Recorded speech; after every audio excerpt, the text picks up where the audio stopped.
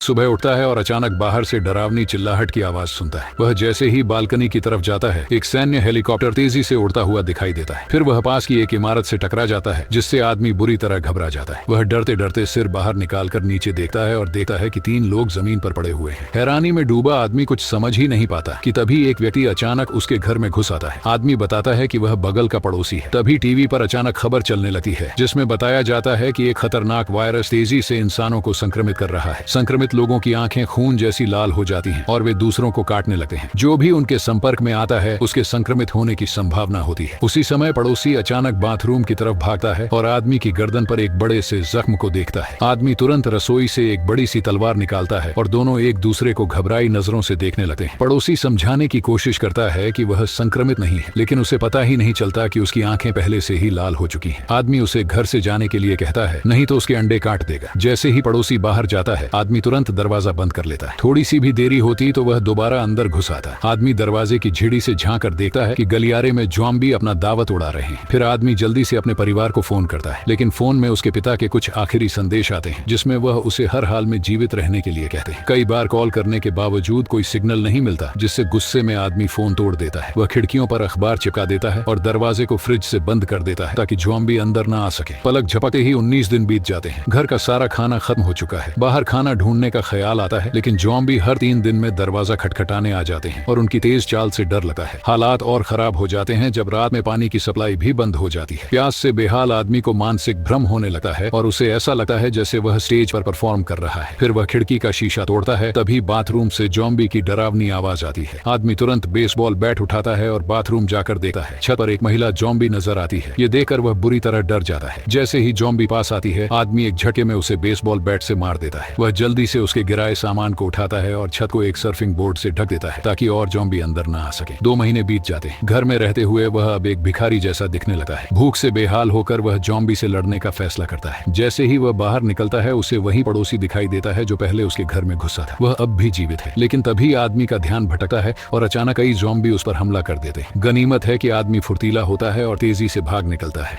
लेकिन ज़ॉम्बी आगे पीछे से उसे घेर लेते हैं। थोड़ी ही देर में आदमी एक बड़ा चक्कर काटकर फिर से अपने घर वापस आ गया और थोड़ा सुकून महसूस करने लगा, जैसे उसने कोई बहुत बड़ा काम कर लिया हो। तभी अचानक लाइट चली गई। उसने खिड़की से बाहर देखा तो पाया कि पूरे शहर में बिजली गुल थी। ऐसा लग रहा था मानो खुद ऊपर वाला भी उसे खत्म करना चाहता हो। उसने सोचा, पहले सो लेता हूँ। अगले दिन सुबह उसने अपने परिवार की तस्वीर देखी और